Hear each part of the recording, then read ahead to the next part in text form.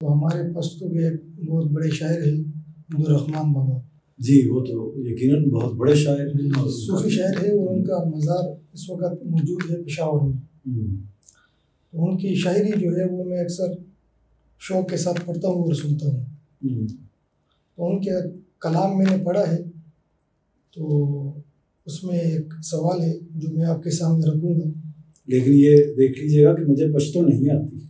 جی، وہ پشتو کا جو شعر ہے وہ میں سنا کے اس کے بعد اردو میں آپ کو بتاؤں گا۔ اچھا، بہت اچھا ہو جائے گا، اس سے لوگ بھی جان لیں گے کہ رحمان بابا کی جو شاعری ہے وہ کس نوعیت کی شاعری ہے۔ تو اس کا مطلب ہے کہ آپ کو شاعری کا بھی شوق ہے، شغف ہے، اور آپ پھر ان کی شاعری پڑھتے ہیں۔ اور جو ابھی کلام میں آپ کے سامنے شروع کروں گا وہ یوٹیوب میں بھی موجود ہے، آپ سن سکتے ہیں۔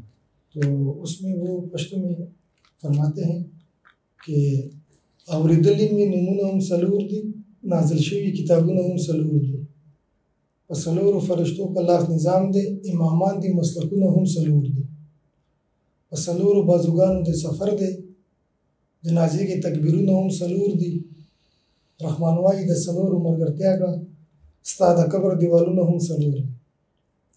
تو اس میں یہ فرماتے ہیں، اس کا اردو کا ترجمہ یہ ہے کہ یہ کہتے ہیں کہ اللہ کے 4 بڑے رسول ہیں جن کے اوپر 4 کتابیں نازل ہوئی ہیں، تورات، زبور، انجیل اور قرآن پاک۔ تو اس کے بعد یہ کہتے ہیں کہ آسمانی جو نظام ہے وہ 4 فرشتے ہیں بڑے، ان کے اوپر یہ نظام ہے۔ اور اس کے بعد کہتے ہیں جو ہمارے نبی ہے خاتم النبیین صلی اللہ علیہ وسلم، ان کے جو دوست ہیں یعنی خلفائے راشدین کی بات کرتے ہیں، کہتے ہیں کہ وہ بھی 4 ہیں۔ اس کے بعد آتے ہیں، وہ فرماتے ہیں کہ یہ جو امامان دی مسلکون ہم سلور دی، کہتے ہیں کہ امام بھی 4 ہے اور مسلک بھی 4 ہے۔ اور اس کے بعد جب آدمی مرتا ہے تو اس کا جو آخری رمگاہ کا سفر ہے وہ بھی 4 کندھوں پہ ہے۔ اس کے بعد نماز جنازے کی جو تکبیریں ہیں وہ بھی 4 ہے۔ تو رحمان بابا فرماتے ہیں کہ میں یہ کہتا ہوں کہ ان کے ساتھ تم دوستی کر لو اور ان کے پیچھے چلو، کیونکہ تمہارے قبر کی دیوار بھی 4 ہیں۔ واہ! تو اس میں ایک سوال یہ اٹھتا ہے، میرے ذہن میں آتا ہے کہ وہ تو آپ جانتے ہیں صوفی شاعر ہیں، اللہ کے ولی انسان ہیں، تو انہوں نے کہا کہ امام بھی 4 ہے اور مسلک بھی 4 ہے۔ تو آپ ذرا یہ ہمیں سمجھائیں کہ میں اس بات کے کہ واقعی امام 4 ہی ہے اور مسلک بھی 4 ہے۔ میں نے تو سنا ہے بعض لوگ کہتے ہیں کہ امام 5 ہیں، بعض لوگ کہتے ہیں 6 ہے، کوئی کہتے ہیں مسلک 6 ہے، کوئی کہتے ہیں 7 ہے۔ تو آپ ہی ذرا یہ بات واضح کریں اور ہمیں سمجھائیں کہ یہ امام کتنے ہیں۔ بعض آپ نے رسولوں سے شروع کی اور اماموں پر مکمل کی ہے، تو اس میں ایک تو بہت اچھا کیا کہ آپ نے ان کی شاعری کو پڑھا ہے اور اس کا مفہوم بھی بیان کیا۔ واقعتاً بڑی خوبصورت انہوں نے ایک ترتیب بنائی ہے بات کی، اور بات کی 4 کے ہندسے کو لے کر انہوں نے بات کو اس جگہ تک پہنچا دیا ہے کہ اصل میں ہماری جو قبر ہے اس کی دیواریں بھی 4 ہیں۔ تو اصل میں یہ بات کہنے کے لیے، چونکہ 4 دیواریں ہیں، یہ بات کہنے کے لیے انہوں نے ساری بات پیچھے سے شروع کی ہے۔ تو یہ ماشاءاللہ بہت خوبصورت جو بھی شاعری آپ نے سنائی ہے، وہ نام بھی ان کا بہت بڑا نام ہے رحمان بابا کا، ہمارے صوفی شاعر ٹاپ پہ ان کا نام آتا ہے۔ وہ پاکستان کے پشتو کے تاریخ میں اس کو بہت بڑا مقام ہے، کوئی شبہ نہیں۔ اور خاص طور پر جو ان کے اندر شاعری کے جو میسج ہیں وہ انسانیت کے پہلو سے، مذہب کے پہلو سے، دین کے پہلو سے، اسی طرح اخلاق کے پہلو سے ایسی چیزیں ہیں کہ جو بہت عام ہیں، انسانوں کو اپیل کرتی ہیں، لوگوں کے دلوں میں اترتی ہیں۔ تو یہ تو خیر، لیکن اس میں جو بات آپ نے اس میں سے سوال نکالا ہے، وہ سوال ظاہر ہے کہ ایک طریقے سے مذہبی سوال بنتا ہے۔ تو اس سوال کا جواب دینے سے پہلے ایک بڑی ہی ضروری بات جو ہے وہ میں آپ کو کہوں گا کہ ہم جن لوگوں کو بڑا سمجھتے ہیں، وہ مثال کے طور پر آپ نے نام لیا رحمان بابا، اسی طرح میں امام غزالی ایک بڑی شخصیت ہیں، اسی طرح علامہ اقبال بہت بڑے شاعر ہیں ہمارے، اور بھی بے شمار لوگ ہیں جو بڑے بڑے ہمارے دین کے اندر بھی بڑے انہوں نے کام کیے ہیں، مذہب کے اندر بھی، اسی طرح ادب کے اندر بھی، شاعری کے اندر بھی، تصوف کے اندر بھی بڑے لوگ ہیں جنہوں نے بہت بڑا بڑا کام کیا ہے۔ لیکن یہ بات سمجھنی چاہیے کہ وہ سارے کے سارے لوگ جو ہیں وہ سارے کے سارے لوگ انسان ہیں۔ اور انسان کون ہوتا ہے؟ انسان دو طرح کے ہوتے ہیں ہمارے ہاں جو پائے جاتے ہیں، یا دنیا کے اندر انسانوں کی دو قسمیں ہیں۔ ایک انسان وہ ہوتے ہیں جن سے اللہ تعالیٰ ہم کلام ہوتے ہیں، اور ایک انسان وہ ہوتے ہیں جن سے اللہ تعالیٰ ہم کلام نہیں ہوتے۔ یہ دو کیٹیگریز ہیں، یعنی ایک انسان وہ ہوتے ہیں جن پر اللہ کی وحی آتی ہے، ایک انسان وہ ہوتے ہیں جن پر اللہ کی وحی نہیں آتی۔ جو اس کیٹیگری کے لوگ ہیں جن پر اللہ کی وحی آتی ہے، جن سے اللہ ہم کلام ہوتا ہے، جن کو اللہ اپنا پیغام پہنچاتا ہے، ان کو ہم کیا کہتے ہیں؟ نبی رسول، اللہ کے نبی اور رسول ہوتے ہیں۔ تو وہ جو ہیں وہ جو بات کرتے ہیں وہ اصل میں اللہ کی بات ہوتی ہے، اس میں غلطی کا کوئی سوال ہو ہی نہیں سکتا، وہ پرفیکٹ بات ہوتی ہے، کیونکہ وہ اللہ کی بات ہوتی ہے جو انہوں نے ہم تک آگے پہنچائی ہوتی ہے، اور اللہ نے ان کو براہ راست بتائی ہوتی ہے۔ ایسا ہی بتائی ہوتی ہے جیسے ایک انسان دوسرے انسان کو بتاتا ہے، یعنی کمیونیکیشن اس سطح کی ہوتی ہے، بلکہ اس سے بھی زیادہ پرفیکٹ ہوتی ہے کیونکہ وہ بات اللہ تعالیٰ نے بتائی ہوتی ہے۔ تو انسانوں کی وہ کیٹیگری جو ہے جس میں نبی کریم صلی اللہ علیہ وسلم ہے، باقی انبیاء ہیں، حضرت ابراہیم علیہ السلام ہیں، حضرت موسیٰ علیہ السلام ہیں، حضرت عیسیٰ علیہ السلام ہیں، حضرت ادریس علیہ السلام ہیں، باقی جتنے بھی انبیاء ہیں وہ اس کیٹیگری میں آتے ہیں۔ یہ جو باقی لوگ ہیں، یعنی باقی تمام لوگ جو دوسری کیٹیگری میں آتے ہیں، ان میں علامہ اقبال بھی ہیں، ان میں رحمان بابا بھی ہیں، ان میں خوشحال خان خٹک بھی ہیں، ان میں یعنی ہر طرح کے، ان میں غالب بھی ہے، ان میں بڑے بڑے شعراء بھی ہیں، ان میں امام بخاری بھی ہیں، ان میں امام ابو حنیفہ بھی ہیں، ان میں امام شافعی بھی ہیں۔ تو سارے جو بڑے بڑے لوگ ہیں جنہوں نے کنٹریبیوٹ کیا ہے، ان میں بڑے بڑے سائنسدان بھی ہیں۔ تو ہر فیلڈ کے لوگ ان کے اندر موجود ہیں، جو انسانوں کی دوسری کیٹیگری ہے۔ اب جو انسانوں کی دوسری کیٹیگری ہے نا، یہ بات بڑی اہم ہے جو میں آپ کو عرض کرنا چاہتا ہوں کہ ان سب سے غلطی ہو سکتی ہے، ان سے غلطی کا امکان نہیں ہے۔ جو پیغمبر ہیں وہ غلطی نہیں کرتے کیونکہ اللہ تعالیٰ ان کے اوپر موجود ہوتا ہے، ان کے ساتھ اللہ تعالیٰ کا معاملہ اس طریقے کا نہیں ہوتا۔ تو یہ اپنے سوچ سے، اپنے خیال سے، تو ان کی جو بھی بات ہوتی ہے وہ بات صحیح بھی ہوتی ہے اور غلط بھی ہوتی ہے۔ تو لیکن جو زیادہ جس کے پاس علم ہوگا، جس نے زیادہ محنت کی ہوگی، جس نے زیادہ معاملات کیے ہوں گے علم کے حوالے سے، تو وہ زیادہ سے زیادہ اتنا ہی زیادہ عالم ہوگا، اتنا ہی زیادہ وہ چیزوں کو جانتا ہوگا۔ تو اب جہاں تک شاعری کا تعلق ہے نا، تو شاعری کے بارے میں ایک اور بات جان لیجیے کہ بعض اوقات شاعر کا مطلب یہ نہیں ہوتا کہ جب وہ فگر بولتا ہے، ہنسا بولتا ہے، کوئی لفظ بولتا ہے، تو اس کا مطلب ہو بہو عین بعین لفظ بلفظ وہی نہیں ہوتا جو اس نے کہنا ہوتا ہے۔ یعنی جب اس نے مثال کے طور پر 4 رسولوں کا لفظ بولا ہے، تو وہ اصل میں جو آپ نے پوری بات بیان کی، ان کی بڑی زبردست خوبصورت بات ہے، اصل میں وہ 4 دیواروں تک پہنچانا چاہتے ہیں، اور 4 پائی کے جو 4 پائے انسان پکڑ کے چلتا ہے، جنازہ اس کا نکلتا ہے، تو اس تک وہ انسان کو پہنچانا چاہتے ہیں کہ اے انسان، اپنی موت سے غافل نہ ہونا، یہ تمہارے سامنے کھڑی ہوئی ہے۔ تو یہ بات وہ بتانا چاہتے ہیں۔ اس بات کو بتانے کے لیے انہوں نے پیچھے سے بات شروع کی ہے۔ اچھا، اس میں اس کا مطلب یہ نہیں ہے کہ 4 ہی انبیاء ہیں، انبیاء تو بے شمار ہیں، اور اس میں کسی کو بھی ہم 4 کو بڑا نہیں کہہ سکتے۔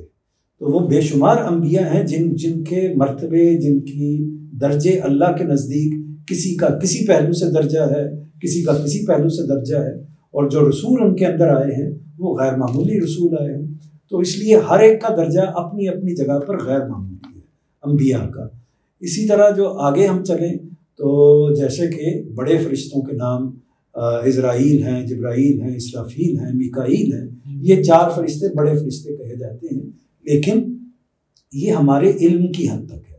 اس کے علاوہ بھی ہو سکتا ہے ان سے بھی بڑے فرشتے اللہ تعالیٰ کی دنیا میں موجود ہوں۔ ہمارے ساتھ متعلق جن فرشتوں کو اللہ تعالیٰ نے کیا، یا ہماری انفارمیشن میں، ہماری اطلاع میں آئی جو بات، وہ اتنی ہی ہے، ٹھیک ہے، اور اس کے علاوہ اور فرشتے بھی موجود ہیں۔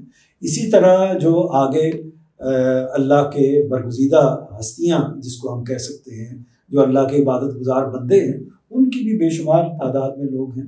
اچھا، اسی طرح صحابہ کرام ہیں، بلا شبہ جو مرتبہ ان 4 اصحاب کا ہے، حضرت ابو بکر صدیق رضی اللہ تعالیٰ عنہ، حضرت عمر رضی اللہ تعالیٰ عنہ، حضرت عثمان غنی رضی اللہ تعالیٰ عنہ، اور اسی طرح حضرت علی رضی اللہ تعالیٰ عنہ، ان کا چاروں کا جو مرتبہ ہے وہ غیر معمولی ہے، وہ بلا شبہ سب سے بڑا ہے۔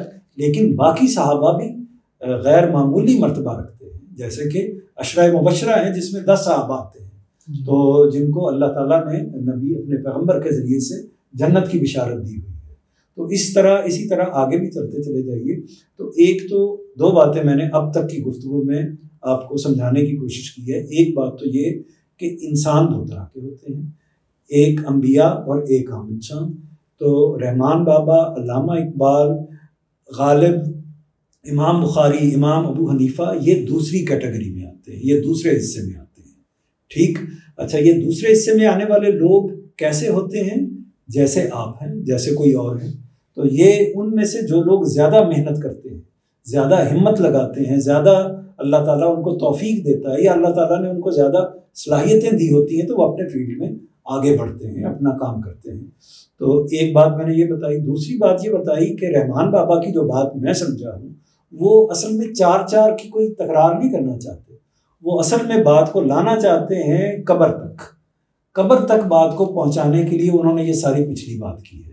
تو یہ دوسری بات ہو گئی۔ اب آتا ہوں آپ کے سوال کی طرف، جو آپ نے اصل میں اس پس منظر کے اندر سے جو سوال نکالا ہے، وہ سوال یہ ہے کہ رحمان بابا نے تو کہا ہے کہ 4 امام ہیں، لیکن امام تو زیادہ پائے جاتے ہیں۔ تو یہ اصل میں جو انہوں نے جو کہا ہے اور زیادہ پائے جاتے ہیں، یہ بھی اسی طرح کی بات ہے جیسے میں نے پیچھے کی بات کی کہ اصل میں 4 امام ہماری سوسائٹی کے اندر زیادہ نمایاں ہیں، یعنی امام ابو حنیفہ، امام شافعی، امام احمد بن حنبل، اور امام ابو حنیفہ، امام مالک، امام ابو حنیفہ، امام شافعی اور امام احمد بن حنبل۔ یہ 4 جو ہیں، یہ 4 اور انہی کے حوالے سے فقہیں موجود ہیں، فقہ حنبلی، فقہ حنفی، فقہ شافعی، اور اسی طرح فقہ مالکی۔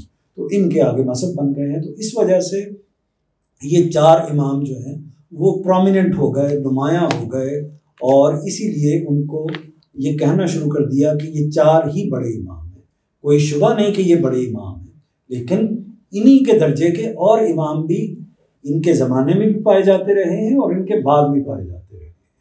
تو اس لیے جو رحمان بابا کی بات کو میں غلط اس لیے نہیں کہتا کہ انہوں نے جو بات کی ہے وہ بات صرف اس بات کو مکمل کرنے کے لیے کی ہے۔ ان کو بھی معلوم ہے، یعنی وہ جس سطح کے صاحب علم آدمی ہیں، وہ جانتے ہوں گے کہ میں جب 4 کا لفظ بول رہا ہوں تو باقیوں کی نفی نہیں کر رہا۔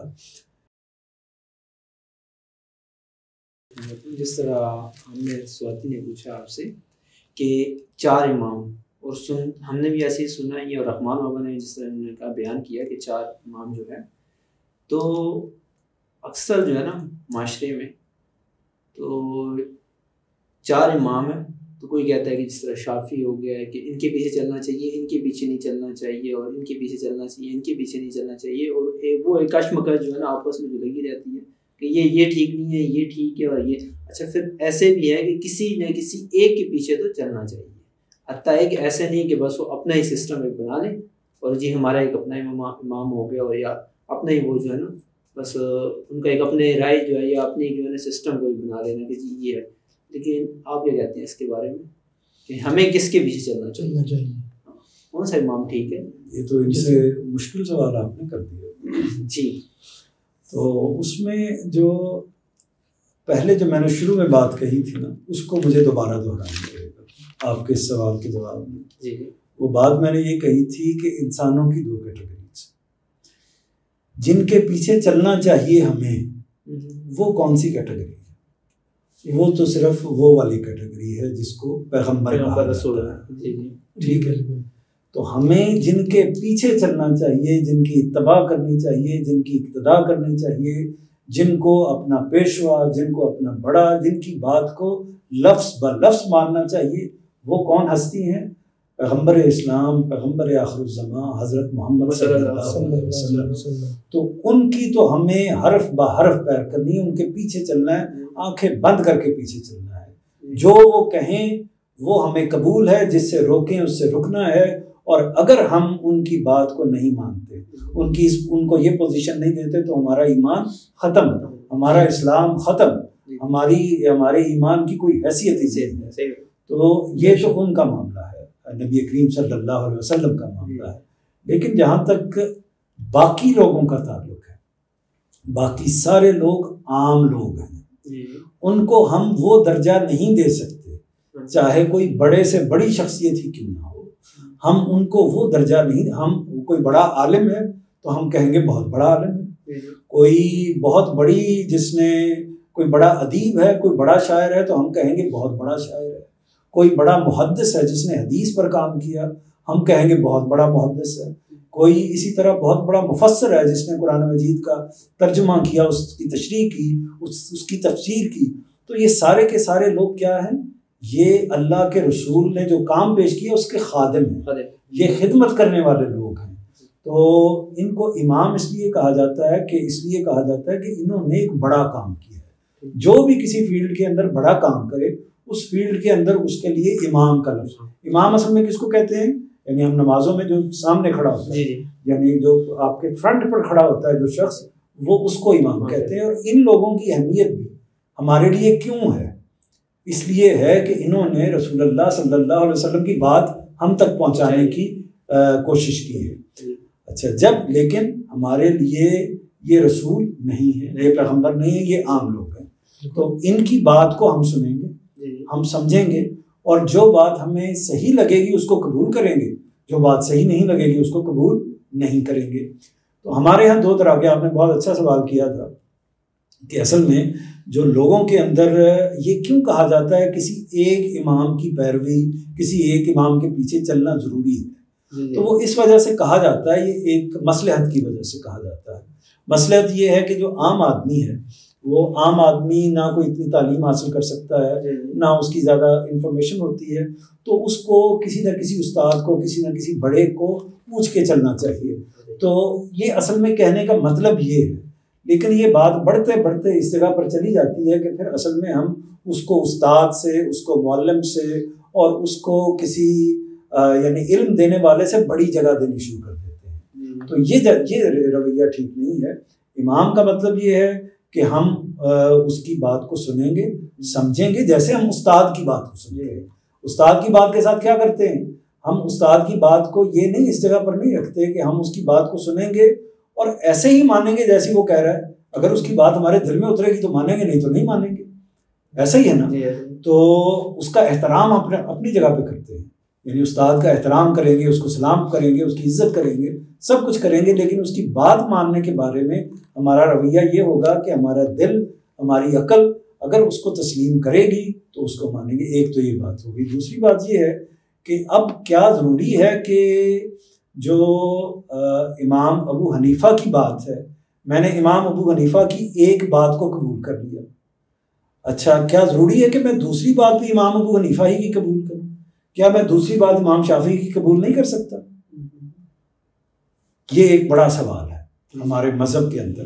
تو جو اس کا جواب دیا جاتا ہے، عام طور پر یہی جواب دیا جاتا ہے کہ اگر آپ نے امام ابو حنیفہ کی ایک بات مانی ہے نا، تو دوسری بھی آپ امام ابو حنیفہ ہی کی مانی ہے، تیسری بھی انہی کی مانی ہے، چوتھی بھی انہی کی مانی ہے، ایسے ہی یہ کہا جاتا ہے۔ ایسے اس میں آپ سے ایک اور سوال پوچھیں، یہ بھی اس طرح فور کہا جاتا ہے، یہ آپ کی جو بات تھی کہ ہمیں جو ہے امام کو نہیں دیکھنا چاہیے، جو رسول صلی اللہ علیہ وسلم نے جو انہوں نے ہم تک پہنچایا ہے، اسلام کے جتنے بھی طریقے، جتنے سنت ہیں، جتنے فرض ہیں، جتنے نفل ہیں، اس کو جو ہے ہمیں کاپی کرنا چاہیے یا اس کے نقش قدم کے اوپر ہمیں چلنا چاہیے۔ تو حتیٰ سوال یہ ہوتا ہے کہ جو چار امام ہیں، جو مثلاً جتنے لوگ پیچھے چل رہے ہیں کہ یہ رسول کو نہیں مانتے، ایک بات، دوسری بات جو انہوں نے کیا یا اس کے نقش قدم پہ نہیں چلتے، تو اس کے بارے میں آپ یہ کہتے ہیں؟ نہیں، یہ یا حتیٰ تیسری بات یہ آ جاتی ہے کہ اب جس طرح آپ نے کہا کہ ان کی جو ہے وہ ہمیں بات ماننی چاہیے، ٹھیک ہے نا، یہ کہتے ہیں کہ مطلب ایک کی پیچھے جاؤ بس، دوسرے کی پیچھے نہیں۔ تو اب دوسرے کی یا تیسرے کی جو بات جو ہے تو اس میں ایک عام انسان کو کیسے پتہ لگے گا جس کے پاس کوئی علم ہی نہیں ہے؟ جس کے پاس کوئی علم ہی نہیں ہے، جس کے پاس جو کوئی چیز ہی نہیں ہے، تو اس کو کیسے پتہ لگے گا وہ کس چیز کو فالو کرے؟ سر سوال یہ ہے. یہی میں نے پچھلی بات میں جو عرض کیا تھا وہ یہی گزارش کی تھی کہ اصل میں یہ مسئلہ کیوں پیدا ہوتا ہے. یہ مسئلہ اس لیے پیدا ہوتا ہے کہ ایک بندے کو مثال کے طور پر ہمارے شہر کے اندر لا کو جاننے والے، لا کا مطلب ہے قانون کو جاننے والے 4 لوگ پائے جاتے ہیں یا 3 لوگ پائے جاتے ہیں. تو میں ایک کے پاس جاؤں گا کہ یار میرے ساتھ یہ مقدمہ پیدا ہو گیا یا یہ مسئلہ پیدا ہو گیا، اس مسئلے کے لیے میں عدالت میں کیسے جاؤں، وہ مجھے گائیڈ کرے گا. اچھا، ہو سکتا ہے مجھے اس پر اطمینان نہ ہو، کیا مجھے دوسرے کے پاس جانا چاہیے یا نہیں جانا چاہیے؟ اگر میں چلا جاتا ہوں تو میں غلط کرتا ہوں یا ٹھیک کرتا ہوں؟ صحیح کرتا ہوں. تو یہی معاملہ. اچھا، اسی طرح اور کسی چیز کو لے لیں، یعنی آپ نے کسی سے عربی زبان پڑھنی شروع کر دی، تو آپ کے محلے کے اندر، شہر کے اندر 4 استاد پائے جاتے ہیں. آپ ایک کے پاس گئے تو آپ کے لیے اس کو ان کی بات کی صحیح سمجھ نہیں آ رہی یا آپ کا اطمینان نہیں ہو رہا، چاہے آپ بہت پڑھے لکھے ہیں یا پڑھے لکھے نہیں ہیں. تو اگر آپ دوسرے کے پاس چلے جاتے ہیں، اس میں کوئی غلطی ہے؟ دوسرے کو چھوڑ کے تیسرے کے پاس چلے جاتے ہیں، کوئی غلطی ہے؟ یا یہ کرتے ہیں کہ میں سبق نمبر 4 جو ہے وہ اس سے پڑھ لوں، سبق نمبر 5 اس سے پڑھ لوں، اس میں کوئی غلطی ہے؟ اسی طرح جو وکیل ہے یا لا کو جاننے والا ہے، جو اس کی جو قتل وغیرہ کے مقدمات ہیں اس کی باتیں میں اس سے پوچھ لوں، اور جو بزنس کے مقدمات ہیں اس کی باتیں دوسرے سے پوچھ لوں، اس میں کوئی غلطی ہے؟ یہی ہمارا المیہ ہے، یہی ہمارا پرابلم ہے کہ ہم امت کے لوگ جو ہیں وہ یہ کہتے ہیں کہ آپ کو تو یہی کرنا پڑے گا. اگر آپ اس استاد کے پاس گئے تو اسی سے پڑھیے، پھر دوسرے کے پاس جانے کی ضرورت نہیں ہے. تو یہی کہا جاتا ہے نا. تو میں یہ کہتا ہوں کہ یہ عقل کے طریقے سے بھی ٹھیک نہیں ہے، دین کے طریقے سے بھی ٹھیک نہیں ہے، اخلاق کے طریقے سے بھی ٹھیک نہیں ہے. اگر آپ کو یہ اختیار آپ کا ہے، اطمینان آپ کا ہونا چاہیے، کیونکہ جواب کس نے دینا ہے؟ اس امام نے جواب دینا ہے یا آپ نے دینا ہے؟ جواب آپ نے دینا ہے، میں نے دینا ہے جواب. جب میں نے جواب دینا ہے تو پھر مجھے تلاش کرنا چاہیے، یار یہاں سے صحیح بات مل رہی ہے، اگر نہیں مل رہی، اطمینان نہیں ہو رہا، وہاں جاؤں. وہاں اگر اس میں کوئی کمی کرتا ہوں تو میری غلطی ہے، یعنی مجھے تلاش کرنے میں کوئی کمی نہیں کرنی چاہیے. تو اللہ تعالیٰ کی طرف اگر آپ بڑھنا چاہتے ہیں اور اس کی بات کو سمجھنا چاہتے ہیں تو اللہ تعالیٰ 1000 راستے پیدا کر دیتا ہے. لیکن اصل میں ہوتا یہ ہے کہ ہم خود لائنیں لگا دیتے ہیں، یعنی ہم خود آگے نہیں جاتے. تو یہ ہم کسی اور میں تو یہ نہیں کرتے. مثال کے طور پر سوری میں ایک مثال دے دوں، یہ مثال بھول جاؤں گا. جی ضرور بتائیں. وہ میں جو مثال آپ کو دینے لگا تھا وہ مثال تھی ڈاکٹر کی. ڈاکٹر کیا ہوتا ہے؟ ڈاکٹر نے ایک علم حاصل کیا میڈیسن کا، 5-10 سال اس نے لگائے. اس کے بعد آپ اس کے پاس گئے تو آپ کو اس کی تشخیص پر، اس کے ٹیسٹوں پر، اس کی میڈیسن پر اطمینان نہیں ہوا، آپ کا دل نہیں ہوا. کیا کرتے ہیں آپ دوسرے ڈاکٹر کے پاس چلے جاتے ہیں، دوسرے کے بعد تیسرے کے پاس چلے جاتے ہیں. یہ کرتے ہوئے آپ کو کبھی کوئی مشکل پیش آتی ہے؟ نہیں. تو ایک مولوی صاحب کو چھوڑ کے جب آپ دوسرے مولوی صاحب کے پاس جاتے ہیں تو اس میں کیوں مشکل پیش آتی ہے؟ یہ ہے میرا سوال. یہ ہے جو ہم سب کا سوال ہے. اور اس میں ڈاکٹر کو تو کوئی اعتراض نہیں ہوتا نا کہ آپ اس کے پاس کیوں جا رہے ہیں، میرے پاس کیوں نہیں آ رہے ہیں. نہ اعتراض ہونا چاہیے. اگر کوئی اعتراض کرتا ہے تو ہم اس کو ٹھیک نہیں سمجھتے. لیکن ہمارے اساتذہ کو، ہمارے اصحاب علم کو، ہمارے علماء کو تو یہ اعتراض نہیں ہونا چاہیے. نہیں ہونا چاہیے نا کہ جی آپ جو میں نے بات پوچھی اگر مجھے سمجھ نہیں آئی تو ان سے جا کے پوچھیں. تو لیکن جب آپ دوسرے کے پاس جاتے ہیں تو مجھے اعتراض ہوتا ہے. یہ اعتراض ہوتا ہے. یہ کیوں اعتراض ہوتا ہے؟ باقی چیزوں میں بھی تو اعتراض ہونا چاہیے نا. اچھا تو شاہ صاحب اس میں ایک سوال ایک اور اٹھتا ہے کہ کچھ لوگ کہتے ہیں کہ ایک کہتا ہے کہ تم نے بریلوی کی مسجد میں نہیں جانا، اور بریلوی حضرات کہتے ہیں کہ تم نے دیوبندی کی مسجد میں نہیں جانا. اس طرح اور فرقے ہیں، سب جو ہے وہ ایک دوسرے کو یہ کہتے ہیں کہ تم نے اس کے مسجد میں نہیں جانا اور اس نے اس کے مسجد میں نہیں جانا. اس طرح کی بھی لوگ باتیں کرتے ہیں، سوالات کرتے ہیں.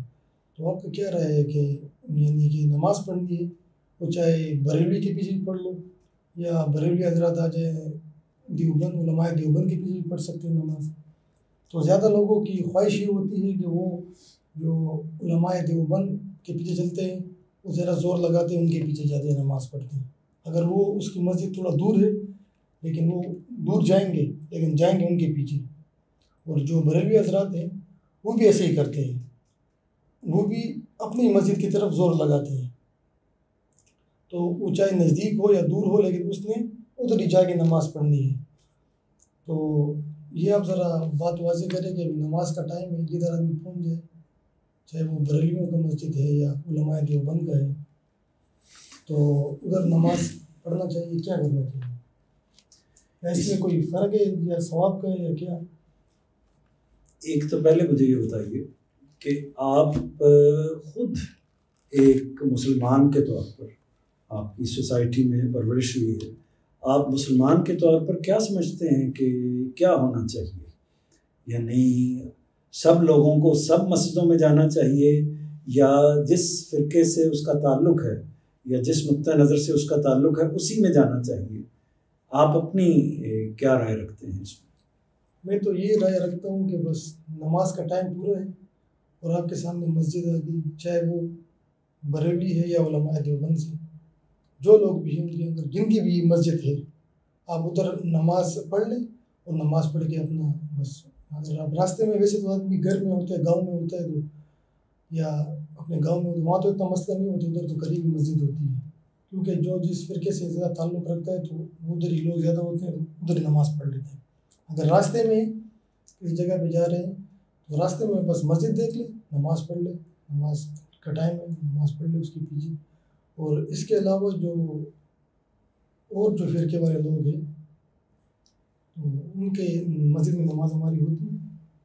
دوسرا انہوں نے بات کی، اس میں ایڈ کر دوں جو میرا کہ جتنے فرقے بھی ہیں، جب ہم سب جاتے ہیں حج کرنے کے لیے، عمرہ کرنے کے لیے، وہاں تو ہم پڑھتے ہیں، وہاں کوئی فرقہ نہیں ہوتا اس ٹائم، امام کے پیچھے ہی ہم نماز پڑھتے ہیں، اس کو ہم خوش نصیبی سمجھتے ہیں اپنی. تو اسی طرح کیوں نہیں ہمارے ملک میں نہیں ہوتا کہ اس مسجد کے پیچھے پڑھنے، نو پرابلم. یہ بہت اچھا دونوں نے اپنے، یعنی اصل میں میں نے یہ سوال آپ سے اس لیے پوچھا تھا کہ ہماری جو نوجوان نسل ہے اس کا ضمیر کیا کہتا ہے، ان کا دل کیا کہتا ہے، ان کا دماغ، ان کی عقل کیا کہتی ہے. آپ نے یہ کہا کہ جب میں سفر میں جاتا ہوں تو جہاں بھی مجھے موقع ملتا ہے میں یہ نہیں دیکھتا، کوئی بھی انسان نہیں دیکھتا کہ یہ دیوبندیوں کی مسجد ہے یا لدیسوں کی ہے یا بریلویوں کی، آپ نہیں دیکھتے. اسی طرح آپ نے بڑی اچھی مثال دی کہ حج کا جب موقع آتا ہے تو اس میں کوئی فرقے نہیں ہوتے، ایک ہی مسجد ہوتی ہے. وجہ کیا ہے؟ یعنی آپ کا یہ ذہن کیوں بنا ہے؟ اس کا جواب پتہ کیا ہے؟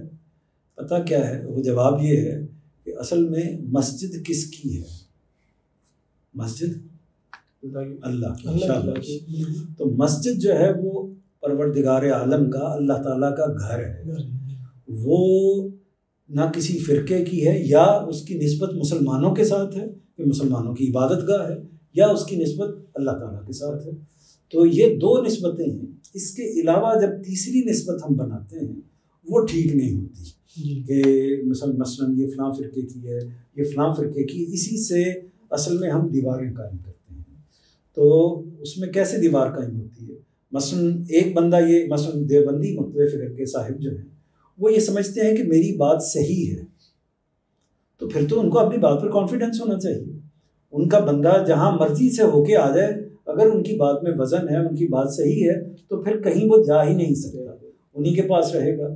اسی طرح دوسرے مکتبہ فکر کے لوگ ہیں. اور اسی طرح یعنی ان کو خود، ان صاحب کو، جو صاحب مسجد کی جگہ پر بیٹھے ہوئے ہیں، ان کو بھی اسی جگہ پر کھڑے ہونا چاہیے کہ آج میں ایک بات صحیح سمجھتا ہوں، کل ہو سکتا ہے کہ میں اس بات سے اختلاف کر لوں. اور اختلاف بھی کیا چیز ہے؟ مثلا اختلافات کی نوعیت کیا ہوتی ہے؟ اختلافات جو آپ جانتے ہیں کہ جو مساجد کے درمیان میں اختلافات کی، نماز پڑھنے پر بعض طریقوں کے تھوڑے بہت اختلافات ہیں کہ فلاں ہاتھ فلاں جگہ پر رکھنا ہے اور فلاں جگہ پر نہیں رکھنا، اور یا اونچا رکھنا ہے یا نیچا رکھنا ہے، یا جو ہے وہ رفع یدین کرنا ہے یا رفع یدین نہیں کرنا، ٹخنوں سے کتنی اونچی شلوار رکھنی ہے، کتنی اونچی نہیں رکھنی ہے.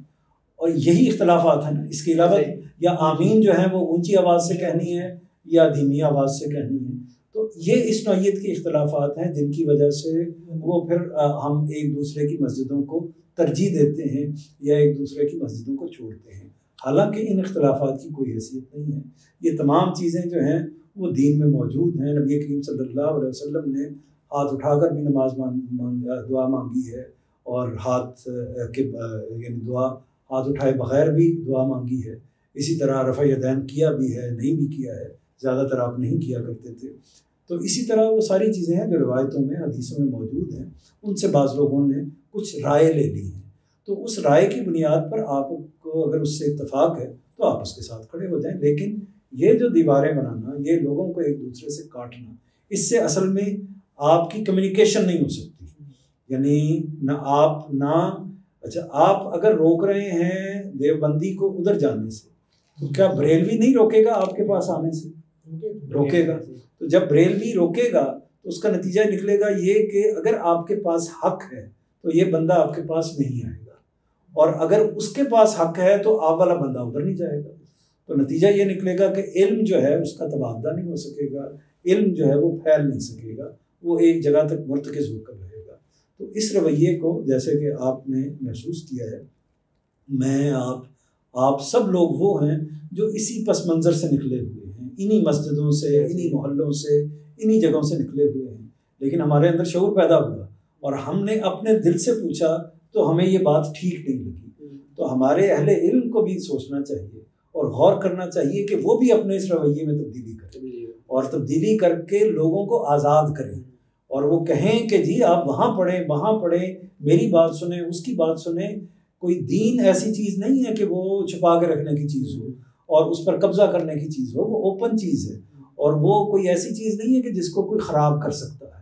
وہ اللہ کے رسول کا دین ہے، خدا کا دیا ہوا آخری دین ہے. اس سے برحق، اس سے بڑی سچائی اس دنیا میں کوئی ہو ہی نہیں سکتی. تو وہ ایسی چیز ہے جس پر ہمیں ڈرنا نہیں چاہیے، کانپنا نہیں چاہیے. ہمیں اس کو کفار کے سامنے بھی رکھنا چاہیے، غیر مسلموں کے سامنے بھی رکھنا چاہیے، عام لوگوں کے سامنے بھی رکھنا چاہیے. اس پر اعتراض ہوں گے، اس پر لوگ بعض اوقات زیادتی بھی کر دیں گے اور ایسے سوال کریں گے جن پر محسوس ہوگا کہ یہ سوال ٹھیک نہیں کیے جا رہے. لیکن ہمیں اس کو فیس کرنا چاہیے، جواب دینا چاہیے. اور اسی طرح اس کا نتیجہ نکلے گا کہ لوگ جو ہیں وہ آہستہ آہستہ ہمارے دین کے اندر جڑنا شروع ہو جائیں گے، ہماری بات کو سمجھنا شروع ہو جائیں گے. تو یہ رویہ ہے جس کو ہمیں آپس میں بھی اختیار کرنا چاہیے اور باقی دنیا کے ساتھ بھی اختیار کرنا چاہیے. بہت شکریہ آپ کا. میرا خیال ہے کہ آج کی نشست جو ہے وہ آج اسی نوٹ پر مکمل کرتے ہیں، اور آج ہم نے کچھ مذہبی جو فرقہ بندی ہے اس کے حوالے سے، اسی طرح آئمہ کے حوالے سے جو مختلف گروہ بن جاتے ہیں ان کے بارے میں کچھ بات